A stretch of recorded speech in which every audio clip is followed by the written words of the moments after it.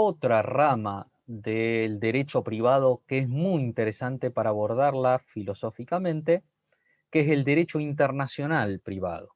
Una rama muy compleja, porque cambia la lógica totalmente. Podríamos decir que de las autonomías que nosotros estuvimos hablando, sin duda tiene autonomía pedagógica, porque nos hace pensar en la norma indirecta, del cual vamos a referir ahora. El derecho internacional privado también nace en la Edad Media, nace en las glosas de los posglosadores, en donde se preguntaban, a partir del intercambio comercial que había empezado a ver, bueno, qué ley, qué norma, qué reglas iba a tener que aplicar un juez a un caso en donde intervenían elementos o personas que pertenecían a distintos países. Y allí nació la cuestión de que quizás el juez iba a tener que mirar la solución en un derecho de otro país, porque si no, no estaba dando una respuesta razonable al problema que se le había traído ante sí. Y así nace esta rama del derecho que tiene cátedras, que tiene algunas también autonomías, tiene autonomías principales, autonomía diquelógica tiene, que es el respeto al elemento extranjero. Lo justo que es, si tiene un elemento extranjero, darle una solución que respete esa dimensión de extranjería que tiene. Que tiene también autonomía legislativa parcialmente al menos, porque hay tratados internacionales, no hay una ley del derecho internacional privado, sino que hay secciones en otras leyes, pero sí tratados internacionales vinculados al derecho internacional privado. No tiene tribunales propios el derecho internacional privado, al menos, mejor dicho, no tiene un fuero propio dentro del Estado. Tiene autonomías derivadas porque tiene cátedras, manuales, tratados de derecho internacional privado también, y como decíamos, tiene autonomía pedagógica porque nos hace pensar en el derecho de otra manera, no en el derecho que nos dice la solución, sino en el derecho que nos dice dónde buscar la solución. Y a eso es a lo que vamos a ir ahora. En la dimensión sociológica, ¿qué encontramos en el derecho internacional privado? Casos que tienen al menos un elemento extranjero. ¿Cómo es esto de un elemento extranjero? Y podemos tener un contrato entre un argentino y un uruguayo a cumplirse en Bolivia. Tiene, en este caso, dos elementos extranjeros. Si el caso lo tiene que juzgar un juez argentino, se encuentra con que tiene una conexión, un contacto con Uruguay, porque uno es uruguayo, y un contacto con Bolivia, porque el contrato se va a cumplir en Bolivia. Y entonces el juez se tiene que preguntar si ese juicio que tiene lo tiene que resolver según el derecho argentino, según el derecho uruguayo o según el derecho boliviano. Porque no puede mirar solo el derecho argentino, porque, por ejemplo, para ver si era capaz, si tenía capacidad la persona uruguaya que hizo el contrato, tiene que ver lo que dicen las leyes uruguayas sobre la capacidad, que a lo mejor la mayoría de edad es diferente, por ejemplo, en el Uruguay. En este ámbito del derecho internacional privado, Werner Goldschmidt hace un aporte a la filosofía del derecho privado en lo que se llama la teoría del uso jurídico, que es un aporte que hizo Goldschmidt, que aparte, que digamos ha sido incorporado por el derecho internacional privado a nivel internacional, que es la idea de que el juez nacional, cuando tiene que un elemento extranjero, no solo tiene que aplicar, o en realidad no tiene que aplicar el elemento extranjero él, sino pensar cómo lo hubiera aplicado el juez extranjero e imitar su sentencia. Si hay una discusión sobre la capacidad, por ejemplo, si una de las partes era capaz y una de las partes era nacional de China, el juez, para evaluar la capacidad de la persona, tendría que averiguar y preguntarse cómo lo resolvería un juez chino para determinar si era capaz la persona de nacionalidad china que hizo el contrato. Porque si es una persona de nacionalidad china, el juez argentino no puede evaluarla según las reglas de la capacidad que tiene el Código Civil argentino, porque estamos hablando de una persona de nacionalidad china.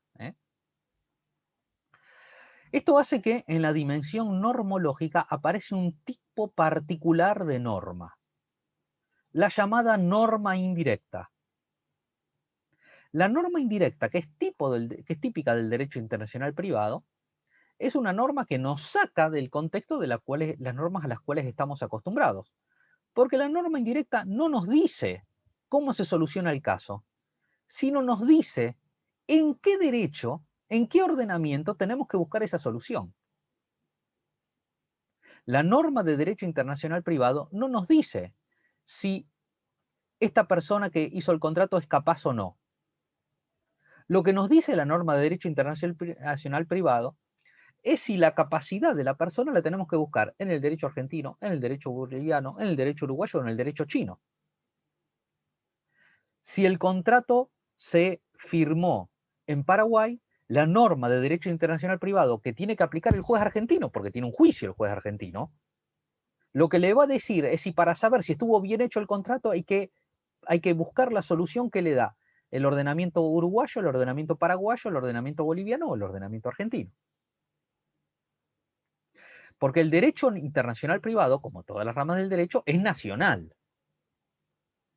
Puede tener una fuente interna o una fuente internacional porque puede ser un tratado internacional que celebró el país, pero es derecho nacional.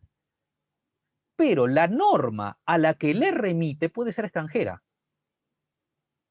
El Código Civil y Comercial o el Tratado Internacional le puede decir al juez, si usted tiene que evaluar la forma de un acto jurídico, tiene que remitirse a la ley del lugar de celebración, que puede ser la ley de Paraguay. Entonces resulta que un juez argentino, en cuyo juicio se discute si fue válido el contrato, tiene que ponerse a ver, a estudiar cómo es la solución para eso en Paraguay, porque se firmó en Paraguay, y tratar de imitar al juez extranjero. Lógicamente hay un principio del derecho procesal, que es que en estos casos no rige el iura novit curia, sino que el derecho extranjero es susceptible de prueba.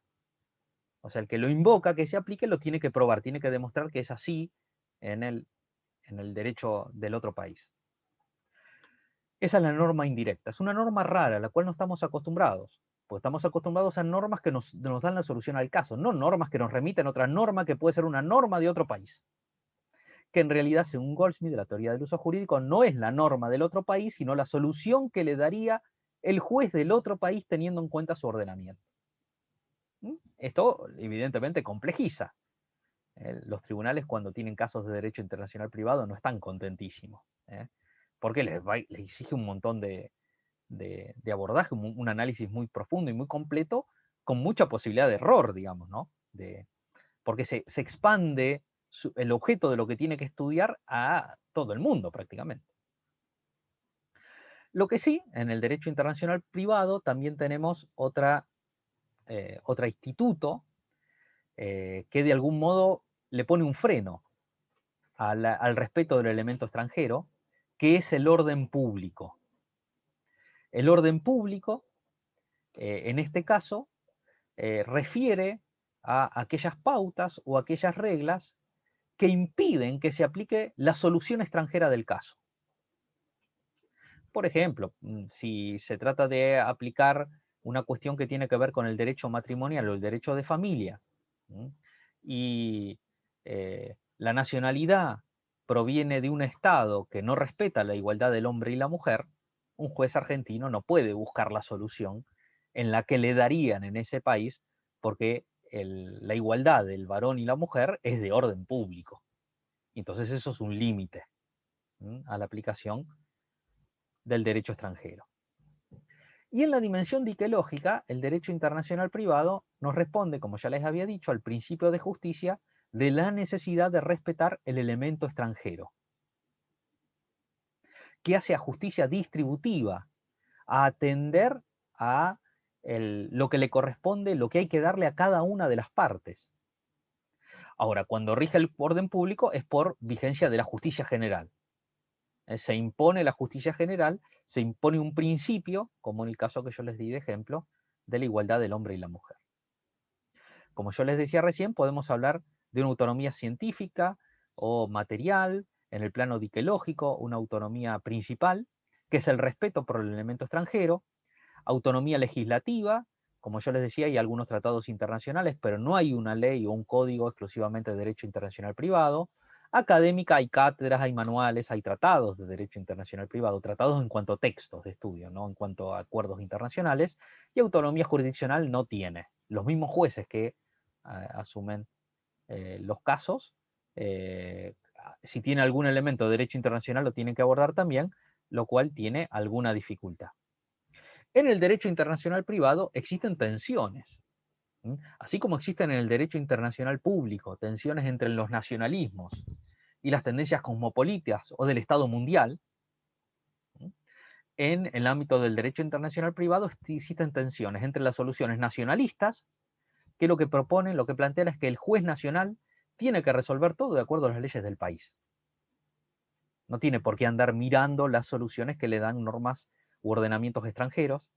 Soluciones internacionalistas, que plantean que no, que el que tiene que intervenir tiene que acudir a una norma indirecta, que el Estado lo que tiene que dar es normas indirectas, y esas normas indirectas a veces van a dirigir al derecho nacional y a veces van a dirigir al derecho internacional. Y posiciones supranacionalistas, que plantean que cuando hay elementos extranjeros habría que aplicar normas que provengan de organismos internacionales, que la Organización Mundial del Comercio, las Naciones Unidas, etcétera, etcétera, tienen que hacer normas. Entonces, cuando hay un elemento extranjero se rige por eso. No se miran derechos de distintos países. Lógicamente, esta idea es una idea que apunta a la idea de una mayor globalización y a la constitución de alguna especie de Estado mundial con sus propias normas mundiales que estarían por encima de las normas de cada uno de los estados.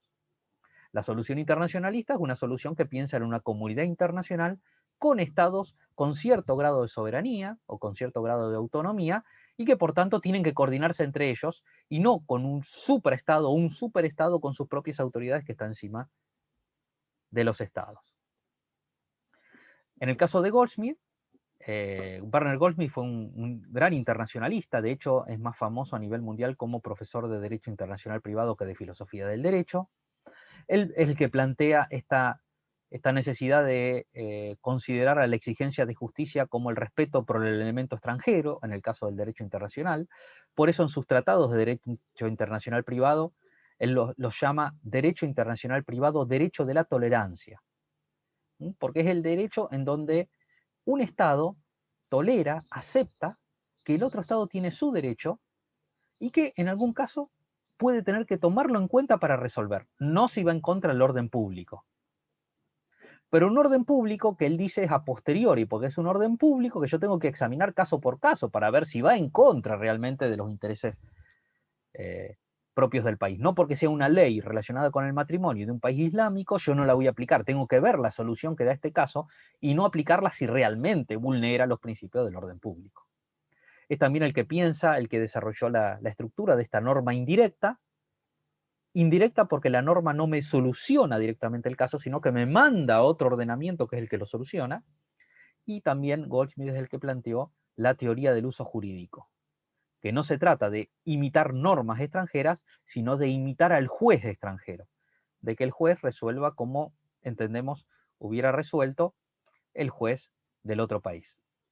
En este sentido, el Código Civil y Comercial, vigente desde el año 2015, tiene una sección que llama Disposiciones de Derecho Internacional Privado, en donde tiene algunos artículos que refieren a esta temática. Las normas jurídicas aplicables a situaciones vinculadas con varios ordenamientos jurídicos nacionales se determinan por los tratados y las convenciones internacionales vigentes de aplicación en el caso, y en defecto de normas de fuente internacional, se aplican las normas de fuente internacional privado argentino de fuente interna. Es un poquito discutible que habla de normas aplicables a situaciones vinculadas con varios ordenamientos jurídicos, porque en realidad hubiera sido mejor hablar de situaciones que están en contacto con elementos extranjeros, porque después vamos a ver si se vinculan o no se vinculan los elementos. Y por ejemplo, el código dice, en el artículo 2595, aplicación de derecho extranjero. Cuando un derecho extranjero resulta aplicable, o sea que el mismo Código Civil y Comercial nos está diciendo que a veces hay que aplicar derecho extranjero. Dice, el juez establece su contenido y está obligado a interpretarlo como lo harían los jueces del Estado al que ese derecho pertenece. Es la consagración positiva de la teoría del uso jurídico que propone Werner Goldsmith. Y también el Código Civil y Comercial enuncia que esto no ocurrirá si es incompatible con los principios del orden público que inspiran al ordenamiento jurídico argentino.